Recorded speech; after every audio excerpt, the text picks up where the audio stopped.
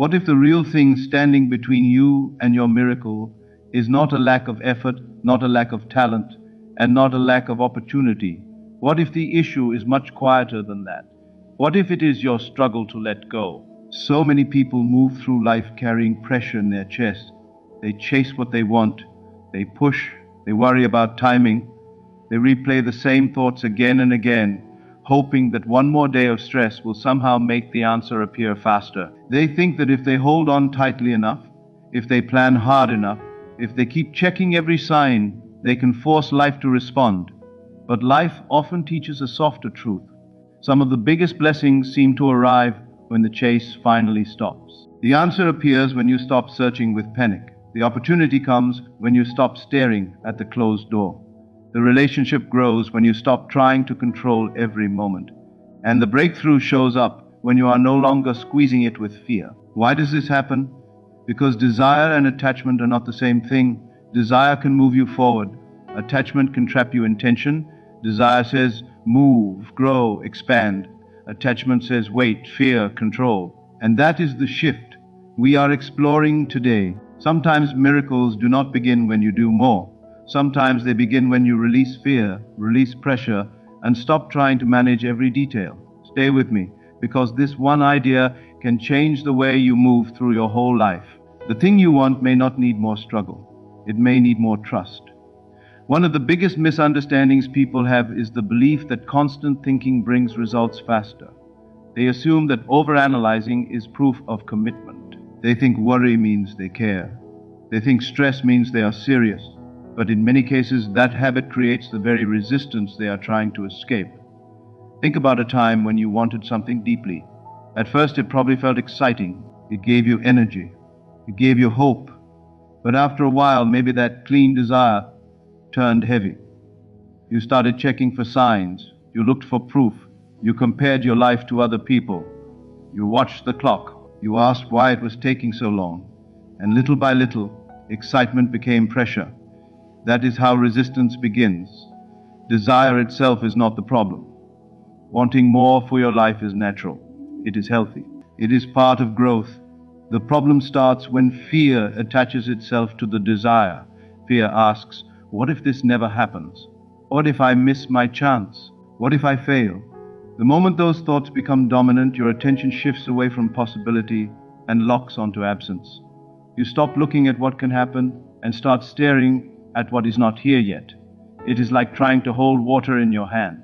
If your palm stays open, it can rest there for a moment. But if you squeeze too hard, it slips away. Life works like that more often than people realize. The tighter the grip, the more tension you create. The more tension you create, the less peace you feel. And the less peace you feel, the more you react from fear instead of acting from quiet confidence. That is why some things only move once you stop chasing them like they are running away from you. A lot of people spend huge amounts of energy checking for evidence. They check their phone. They check their bank account. They check a message. They check for attention, for approval, for movement, for signs that something is finally happening. And every time they do, even if they do not mean to, they repeat a hidden message to themselves. It is not mine yet. That message builds a gap in the mind. It keeps attention fixed on what feels missing. Think of someone waiting nervously for a call. Every few minutes they pick up the phone. They wonder why it has not rung. The silence feels loud. Time feels slow. They are not just waiting, they are suffering through the waiting. Now compare that to someone who trusts the call will come. They go on with their day, they stay present, they focus on what is in front of them. They do not make the waiting their whole identity. The second person feels lighter because their peace is not chained to the result. This same pattern shows up in every part of life. When you attach your happiness to one future outcome, you place peace somewhere ahead of you. You tell yourself you cannot rest yet, you cannot smile yet, you cannot feel complete yet, and that choice quietly turns the present moment into a place of lack. But there is another way to live. You can hold the vision without holding the fear. You can want something deeply without making your life emotionally dependent on it. You can stop checking every hour and start becoming the version of you who already feels steady, grounded, and whole. This is where the shift happens. When the pressure drops, your thinking becomes clearer, your body softens, your decisions improve. You start noticing doors that fear had blinded you to, and that is often when movement begins. Here is a distinction that changes everything. Letting go of the need is not the same as letting go of the desire. Many people hear the words let go and immediately think it means giving up. They think it means lowering the dream, pretending not to care, or acting like the goal no longer matters. But that is not the message at all. Desire is not the enemy. Desire is natural. It is the spark behind growth, love, progress, creativity, healing, and change. Every meaningful step in life begins with a desire for something more. The trouble starts when that desire turns into emotional need. A desire says, I would love this. A need says, I cannot be okay without this. A desire feels alive. A need feels heavy. A desire opens space. A need closes the chest. The moment you decide that your happiness depends on one outcome, you hand your peace over to circumstances. You start living in waiting mode. You tell yourself life will finally begin when that thing arrives. But peace cannot grow in that kind of pressure. Think about how many people believe a relationship will complete them, or money will finally make them safe, or success will finally make them worthy. They place all their emotional weight on one future event. And even when they get what they wanted, the relief often fades because the real issue was never the goal. The real issue was that peace had become conditional. This next part matters, so do not miss it. Letting go of the need means taking your peace back. It means deciding that your joy, your worth, your calm, and your confidence will not be held hostage by one result. You can still want it, you can still move toward it, but you stop asking it to prove your value. Imagine two people going after the same opportunity. One feels desperate. They think everything depends on this single moment. Every delay feels personal. Every obstacle feels like a threat. Their emotions fly up and down based on every bit of news. The second person also wants the opportunity, maybe just as much, but they are not emotionally trapped by it. They believe life can bless them in more than one way. They remain centered through delays. They do not lose themselves when things move slowly. Which person will likely think more clearly? Which person will stay stronger under pressure? Which person will handle setbacks better? The answer is obvious. The second person has released the need while keeping the desire, and that is powerful. When you no longer need something to validate you, you stop chasing it from a place of emptiness. You stop moving like a person who is begging life to complete them. Instead, you begin acting like someone who already carries peace within. That is when your energy changes. You become calmer. You become more focused. You stop panicking over timing. You stop collapsing every time the outer world looks quiet. This does not mean you stop taking action. It means your action becomes cleaner, better, smarter, less emotional, more aligned.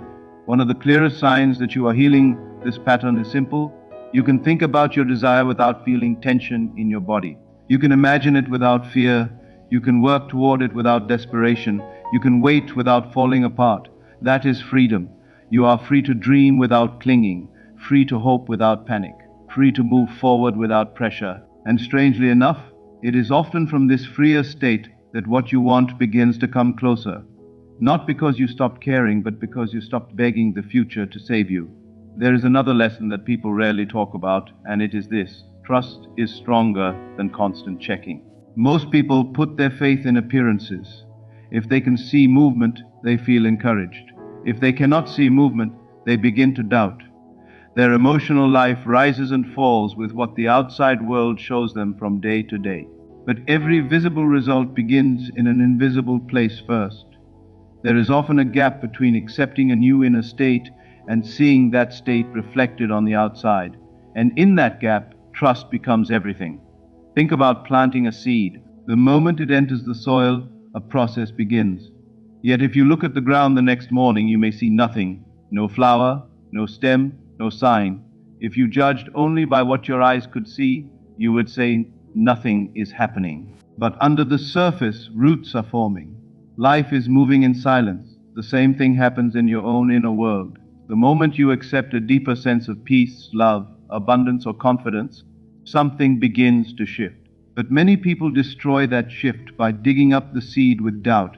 They keep asking, is it working? Where is it? Why is nothing changing?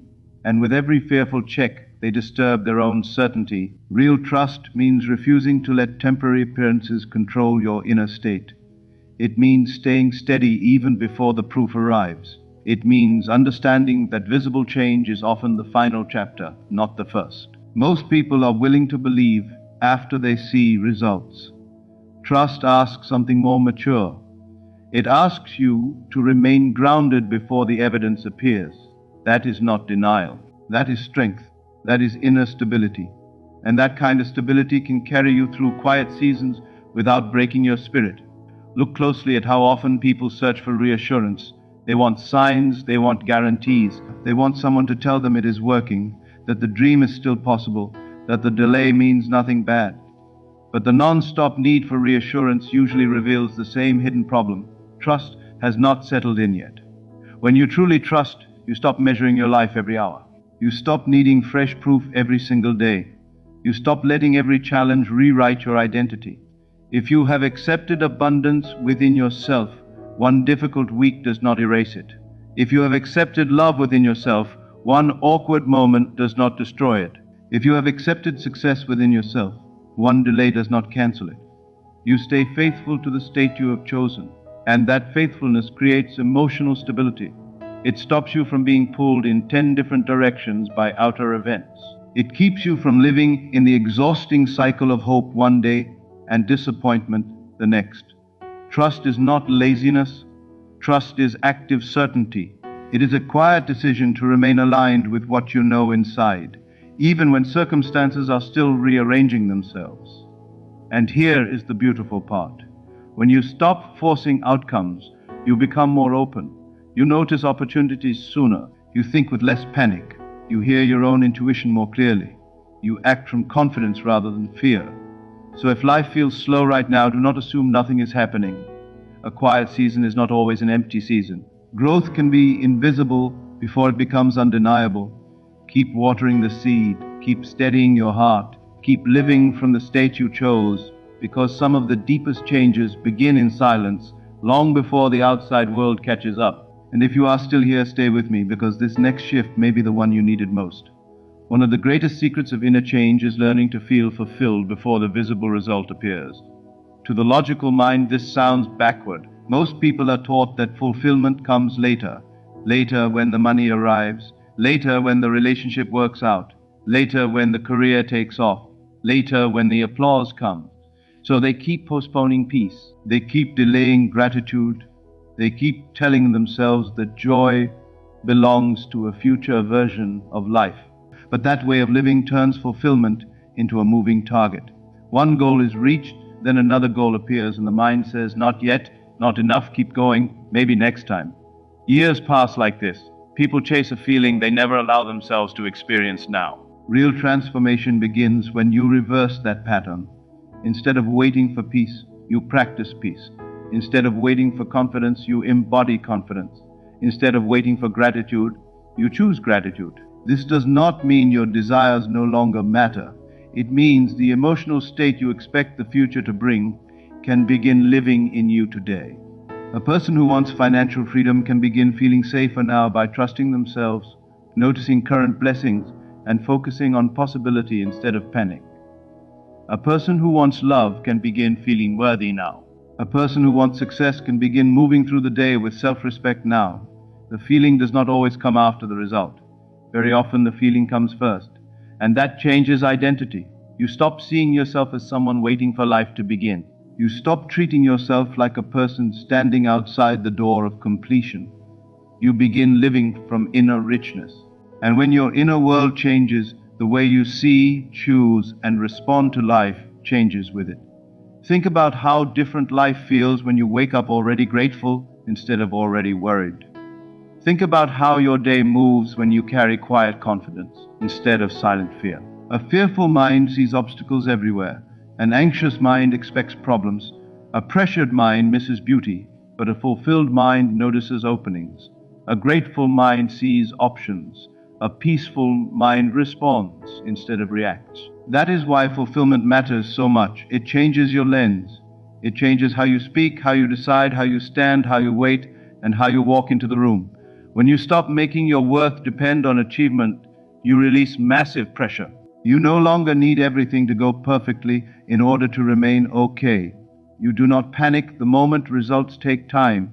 You do not collapse just because the outer picture is unfinished. You become anchored in something deeper. And from that place, you move through life with far more strength. So if there is something in your heart right now, stop asking only when it will happen. Ask something better. How would I feel if it were already here? Would I feel relieved, grateful, secure, seen, free? Then begin practicing that feeling now. Let it become familiar. Let it become part of your natural state. This is not fake. It is preparation. It is alignment. It is a decision to stop living as though fulfillment is always one step away. Because the moment you begin living from completion, instead of chasing completion, something powerful happens. You become less needy, less fearful, less attached to timing, and far more available to receive what life has been trying to bring to you all along. And yes, this is where many people finally begin to see the outer shift. Another trap people fall into is the need to know exactly how their desire will arrive. They build rigid plans. They set narrow timelines. They decide in advance who will help, what road life must take, and what exact method must be used. Goals are fine, vision is fine, intention is powerful.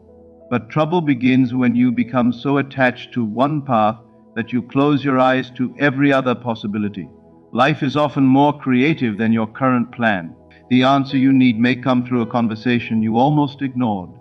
The chance you have been asking for may come through a door you did not expect to open. The solution may appear from a place you would never have predicted. Yet many people miss these openings because they are staring at only one route. They want the package, but they keep arguing with the delivery. Imagine ordering something important and then insisting that it must arrive in one exact vehicle, on one exact street, driven by one exact person. That would be absurd. What matters is receiving it. And yet, that is how many people handle their dreams. They cling not only to the outcome, but also to the method. This creates more resistance than they realize. Allowing life to handle the details does not mean becoming passive. It means understanding that your view is limited. There are paths available to your life that you cannot yet see. There are connections forming outside your awareness. There are openings being arranged that your current mind could never map out. So stay committed to the vision, yes, but hold the method lightly. Let life breathe. Let surprise become possible. Because some blessings do not arrive through the road you planned. They arrive through the road you were wise enough not to block. If you look back on your life honestly, many of the most important moments probably did not happen exactly as you expected. A random meeting changed your direction. A delay protected you. A setback taught you something you badly needed to learn. A closed door pushed you toward a better one. At the time, it may have felt confusing. It may even have felt unfair. But later, the pattern made sense. That is why not knowing the path does not mean there is no path. It only means the full picture is still hidden. When you become too attached to one exact outcome happening in one exact way, you create tension. You monitor every detail. You judge every delay as failure. You assume that if your preferred plan is not unfolding, then nothing good is happening. But life is rarely that narrow. Sometimes what feels like a setback is a redirection. Sometimes what looks like silence is preparation. Sometimes what feels late is actually right on time for a better version of the story. Allowing life to surprise you requires openness. It asks you to believe that good things can come from places you have not thought to look. It asks you to stay curious instead of controlling. It asks you to trade panic for receptivity. And this transforms the whole journey. Life stops feeling like a battle you have to win through force. It starts feeling more like a process you can walk through with alertness, trust, and inner steadiness. Small moments begin to matter. A simple idea, a message, an invitation, a new thought, a quiet nudge, Ordinary things can become the doorway to extraordinary change, but only if your hands are open enough to receive them. So loosen your grip. Keep your heart open. Let the miracle choose its own entrance. As we come toward the close of this message, remember one simple truth. Life often flows better when you stop trying to force it. For a long time, many people have believed that struggle is proof of worth, that worry is proof of love, that overthinking is proof of seriousness. So they carry their desires like heavy stones. They chase, they analyze, they push. They make their happiness depend on future events and their peace depend on conditions they cannot fully control.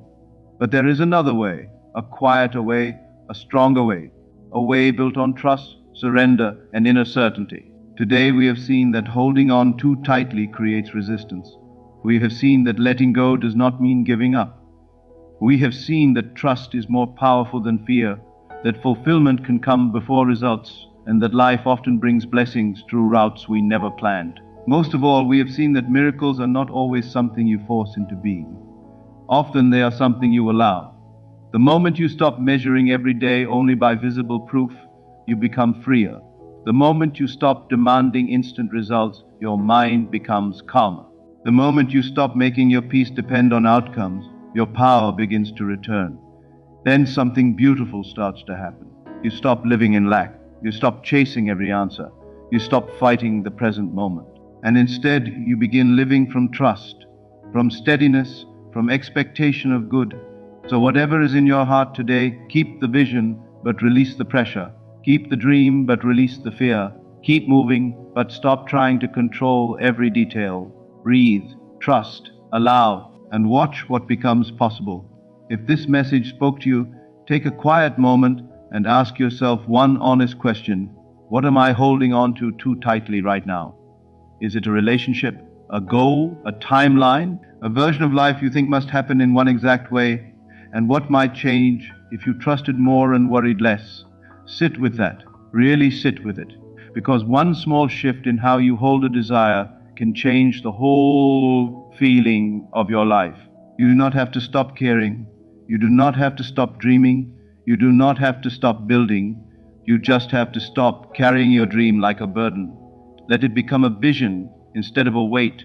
Let it inspire you instead of draining you. Let peace return to the process. And if you made it all the way to this point, I want to hear from you. What are you choosing to release today? Drop it in the comments. Someone else may need your words more than you know. If this gave you value, take a moment to like the video, subscribe to the channel, and share it with someone who needs this reminder right now. These messages travel farther because people like you help them move, and maybe that matters more than you think. Until next time, keep believing, keep trusting, keep showing up with an open heart and a peaceful mind. Your real power is not in forcing life to obey your schedule. Your power is in the state you choose to live from every day. The more peaceful, clear, and fulfilled you become within yourself, the more naturally life begins to reflect that back to you. And very often, the miracle appears the moment you finally let go.